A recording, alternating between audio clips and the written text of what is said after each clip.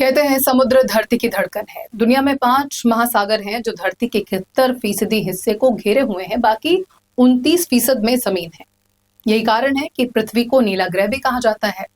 यदि माया नगरी मुंबई की बात करें तो ये इसके आसपास अरब सागर फैला हुआ है, जो इस शहर की खूबसूरती और पहचान का सबसे अहम हिस्सा है।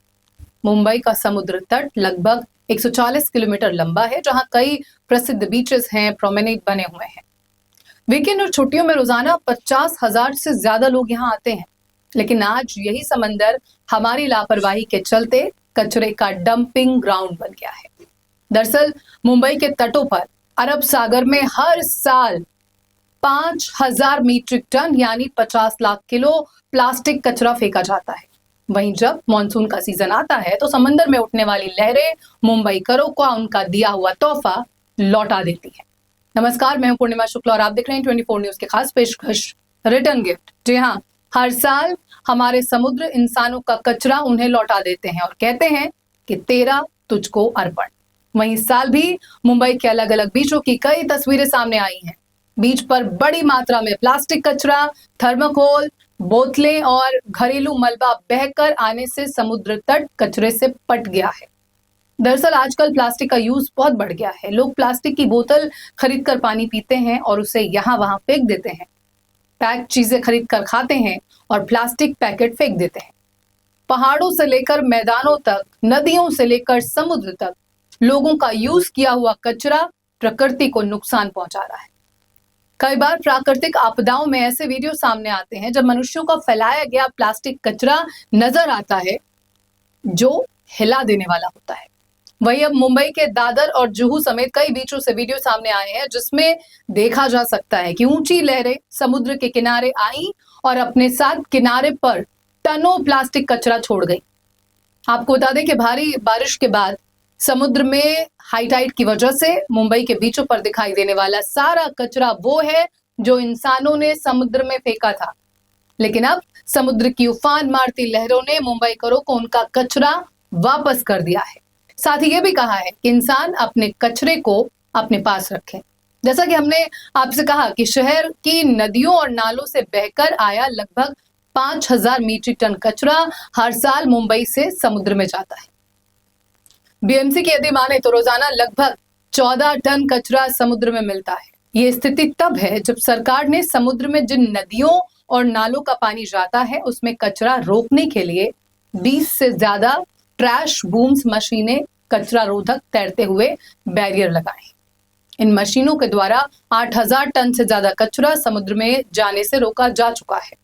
वहीं बीएमसी द्वारा नियमित रूप से कचरा हटाया जाता है और समुद्र की सफाई के लिए रिमोट कंट्रोल वाली नावों का भी उपयोग किया जा रहा है। सामान्य दिनों में समुद्री तटों से करीब 100 मीट्रिक टन कचरा उठाया जाता है, जबकि मानसून के दौरान 2 से 2.5 गुना बढ़ जाता है, यानी 200 से 250 मीट्रिक टन। लेकिन समुद्र हर बार बताते हैं कि ये कोशिशें काफी नहीं है। अब भी समुद्र में इतना कचरा जा रहा है कि यदि ऐसा रिटर्न गिफ्ट रोज मिलने लगे तो शहर के ये समुद्र बीचेस लैंडफिल साइट में बदल जाएंगे, यानी सिर्फ कचरे का अंबार होगा। आपको बता दें कि बीएमसी को समुद्र के कचरे को उठवाने के लिए बीएमसी को हर दिन करीब 2.5 लाख रुपए खर्च करने पड़ते हैं। ये ऐसा कचरा है जो लोगों द्वारा समुद्र में फेंका जाता है, कभी चौपाटी की सैर लगाते हुए तो कभी किसी और तरीके। ऐसा नहीं है कि सिर्फ भारत के लोग लापरवाह हैं, पूरी दुनिया में ये संकट बढ़ता ही जा रहा है, क्योंकि 5 महासागर में हर साल लगभग 19 से 23 मिलियन टन प्लास्टिक कचरा पहुंच रहा है। बात भारत देश की करें तो यहाँ के हिंद महासागर में हर साल लगभग 1.30 लाख टन प्लास्टिक कचरा और 26,645 अरब लीटर सीवेज फेंका जाता है। यानी जो समुद्र हमारी जिंदगी का आधार है वही धीरे धीरे जहर बनता जा रहा है। ये कचरा कितना बड़ा संकट है, शायद ये आंकड़े आपको समझा पाए जो हम आपको बताने जा रहे हैं। दरअसल साल 2024 में पूरी दुनिया में लगभग 220 मिलियन टन प्लास्टिक कचरा पैदा हुआ, जो दुनिया की आबादी के हिसाब से प्रति व्यक्ति 28 किलोग्राम था। लेकिन इसमें से 69% से ज्यादा कचरे का सही से प्रबंधन नहीं हो पाया, जिसके चलते वो पर्यावरण में मिल गया, यानी नदी, नालों और समुद्र की गहराइयों में जाकर घुल गया। इसके पीछे की वजह यह भी है कि दुनिया की लगभग 69% आबादी ऐसे क्षेत्रों में रहती है जहां प्लास्टिक कचरा स्थानीय प्रबंधन की क्षमता से ज्यादा है, जहां एक और मानसून की बारिश के दौरान रेल से लेकर प्लेन तक की सेवाओं पर असर और जलमग्न इलाके बारिश से निपटने की तैयारियों की पोल खोल रहे हैं, तो वहीं दूसरी ओर मुंबई के बीचों से सामने आई तस्वीरें चकाचौंध से भरी महानगरी का काला सच है। दरअसल मुंबई में समुद्र में लोगों ने जानबूझकर जो कचरा फेंका, उसे ही कुदरती तरीके से वापस फेंककर प्रकृति ने इंसान को यह एहसास कराया कि वो खुद किस दलदल में फंसता जा रहा है। आर्थिक राजधानी मुंबई में रोजाना लगभग 6000 मीट्रिक टन से ज्यादा ठोस कचरा निकलता है। कभी ये कचरा 9000 मीट्रिक टन से अधिक था, लेकिन डंपिंग ग्राउंड में कचरे के वैज्ञानिक तरीके से निस्तारण और सोर्स सेग्रीगेशन से इसमें कमी आई है। कुल कचरे में 10 से 12% हिस्सा केवल प्लास्टिक होता है। मुंबई रोजाना करीब 600 से 775 टन प्लास्टिक कचरा पैदा करती है। इसमें single use plastic, packaging material, bottles और प्लास्टिक थैली शामिल है। मुंबई का ज्यादातर कचरा कांजूर मार्ग और देवनार डंपिंग ग्राउंड में जाता है। देवनार कचरे का पहाड़ अपनी क्षमता से कई गुना आगे निकल चुका है। आग लगने और मीथेन गैस के उत्सर्जन का संकट भी इससे उभरा है। वहीं एक्सपर्ट्स का मानना यह भी है कि यदि इस समस्या से निपटना है तो कचरा बीनने वालों को औपचारिक व्यवस्था में जोड़ा जाए। इन्हें आईडी, पीपीई, एमआरएफ तक पहुंच और तय भुगतान मिले। पीटी बोतल, दूध पाउच, कंटेनर और पैकेजिंग वापस करने पर प्रोत्साहन दिया जाए। बीच बाजार और पर्यटन स्थलों पर विशेष नियंत्रण हो। रिफिल स्टेशन और दोबारा इस्तेमाल होने वाले पैकेजिंग को बढ़ावा दिया जाए। प्लास्टिक डैशबोर्ड के जरिए हर वार्ड में प्लास्टिक उत्पादन, रिकवरी और लीकेज को ट्रैक किया जाए। दरअसल मुंबई 3 ओर से समुद्र से घिरी है। शहर की भौगोलिक बनावट और ड्रेनेज सिस्टम ऐसा है कि जाने अनजाने शहर का एक बड़ा कचरा सीधे समुद्र में चला ही जाता है। वहीं एक्सपर्ट्स का कहना है कि मुंबई में कचरे का व्यवहारिक समाधान है। दरअसल उनका कहना यह है कि नालों और स्मार्ट वाटर ड्रेनों पर रोकथाम हो, ट्रॉम्बे और मलाड से शुरुआत करते हुए floating barrier, trash boom, litre trap और एआई मॉनिटरिंग अधिक लगाई जाए। मॉनसून प्लास्टिक शील्ड में बारिश और हाई टाइड के पूर्वानुमान से कार्रवाई जोड़ी जाए। नालों की सफाई, अतिरिक्त कचरा संग्रह और 12 से 24 घंटे में तटीय सफाई सुनिश्चित की जाए। कचरे का अलगाव अनिवार्य हो। सोसाइटी, बाजार, स्टेशन, मॉल, कार्यालय और बीच क्षेत्रों को इसमें प्राथमिकता दी जाए। PET, HDPE, LDPE, PP, multilayer packaging, thermocol, films और रिजिड कचरे को अलग अलग ट्रैक किया जाए। ईपीआर फंड का उपयोग कर सैशे, रैपर और मल्टीलेयर प्लास्टिक की रिकवरी के लिए फंड दिया जाए। आपको यहाँ ये भी बता दें कि समुद्र में जाने वाला कचरा कितना जानलेवा है। दरअसल समुद्र में मौजूद प्लास्टिक लहरों और धूप से ये कचरा छोटे छोटे टुकड़ों में टूट जाता है, जिसे माइक्रो प्लास्टिक कहते हैं। इसे समुद्री मछलियां खा लेती हैं और सी फूड के जरिए ये वापस इंसानों की फूड चेन में शामिल होकर कैंसर जैसी गंभीर बीमारियों की वजह बन जाता है। और ये जो बात हम आपको बता रहे हैं, ये बहुत बढ़ा चढ़ा कर नहीं बता रही, सिंपल फंडा है किस तरह से आपका फेंका हुआ कचरा वापस आपके फूड सिस्टम में आ रहा है और ये किस कदर आपके लिए जानलेवा है, इसको वक्त रहते हम सबको समझना होगा।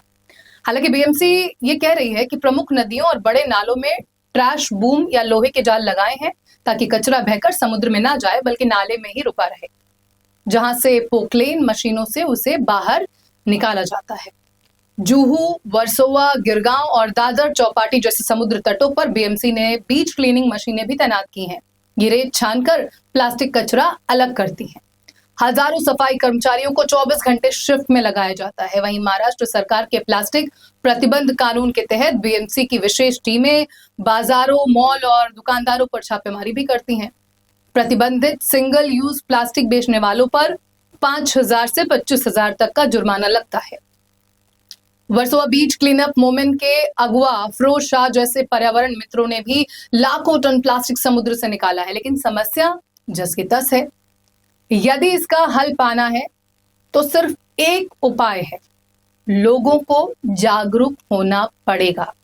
हर सोसाइटी, स्लम और घर के स्तर पर सूखे और गीले कचरे को अलग करना 100% अनिवार्य और सख्ती से लागू किया जाना चाहिए। यकीन मानिए, इस समस्या की जड़ में इंसानी रवैया ही है।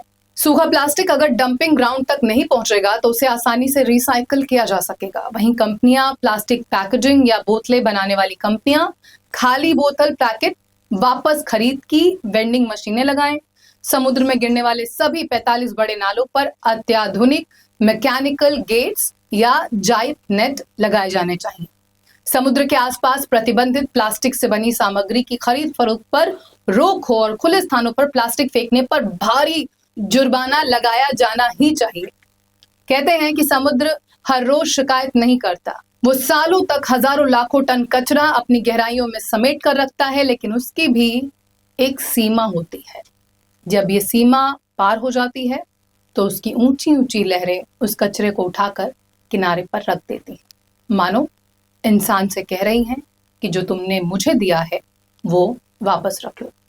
दरअसल ये सिर्फ कचरे की वापसी नहीं बल्कि प्रकृति का जवाब भी है। बिना किसी कानून, बिना किसी अदालत के प्रकृति इंसान को उसके किए का हिसाब हाथ में थमा कर जाती है।